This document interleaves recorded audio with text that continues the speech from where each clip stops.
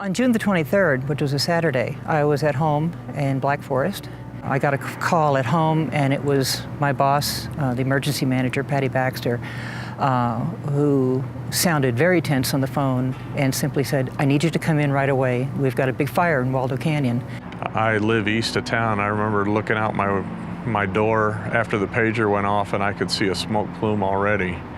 And as dry as we were, I knew already that that was not going to be good. And I remember seeing the page that there was a wildfire in the Waldo Canyon Trail area.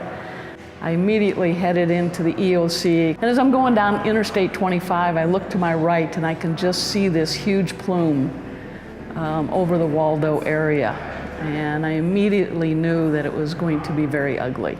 I was on a fire assignment working in the finance section at the High Park fire in Fort Collins. They cut me loose Sunday afternoon, and after a 2-week fire assignment, working about 16 hours, went directly to the EOC and did another 2 weeks, pretty much around the clock work. So initially I responded to the fire call itself that Saturday afternoon, and we tried to set up a command post close by. We ended up on Highway 24 in a church.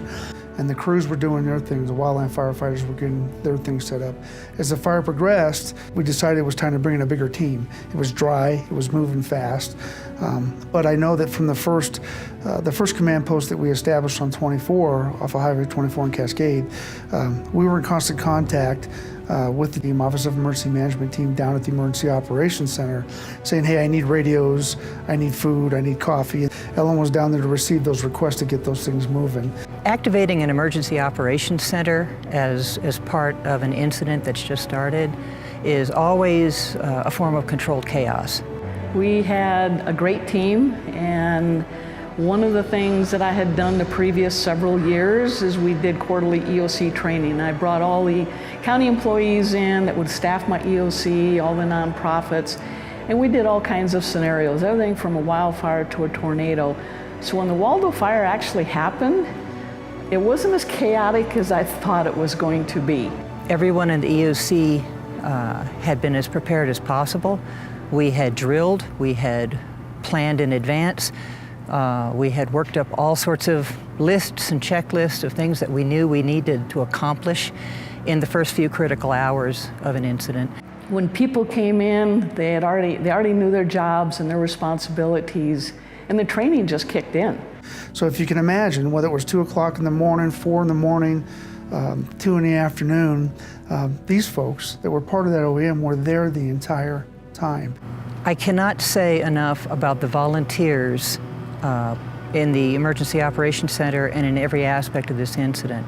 And many of our EOC command positions were filled by highly capable volunteers, people with PhDs, people who retired with major rank from multiple military services. All my section chiefs, the operations section, search and rescue, Red Cross, and a multitude of other organizations, they staffed probably 75% of my positions in the EOC. Without those incredible people, I think we would have been dead in the water. We had donations coming in from all over the nation. I think one of the firefighters said, I just want some clean socks, and next thing you know, we had pallets of socks showing up, and so we were trying to manage that. We had so many community members step up and help us out. Restaurants in the community would feed us. The Salvation Army fed the firefighters. Nobody asked anything for it. I mean, it was amazing how the community came together. Everybody was working toward the same goal, you know, how can we help? When that fire started running down towards Mountain Shadows, our greatest fears, we were afraid were coming true, and ultimately they did, that people were going to lose their homes. We sent out a page countywide asking the rural departments if they had equipment or manpower that they could contribute to the firefight. And without hesitation, we had apparatus coming from all over the county, to include Pueblo. as far as Pueblo and I believe Douglas County as well. And I got updated very quickly by Ellen Lacey, who is our office manager, who then also told me that our emergency manager, Patty Baxter, was in the process of being evacuated. I evacuated along with a dog, a bird, the husband. So we lived out of our RV over at the Penrose, over by the stables, by the Penrose Event Center, because my daughter ran the large animal shelter for our evacuation efforts. One of the main primary team members is out there evacuating in this fire, gets it done, and then comes straight back to work. I mean, there was no, hey, I'm going to hang out with my husband. No, there was none of that. We got work to do. There was extraordinary dedication, not only to helping the citizens, but to each other. If someone was tired and they knew it, they would help each other. Hey, why don't you go take a break? I'll take it from here.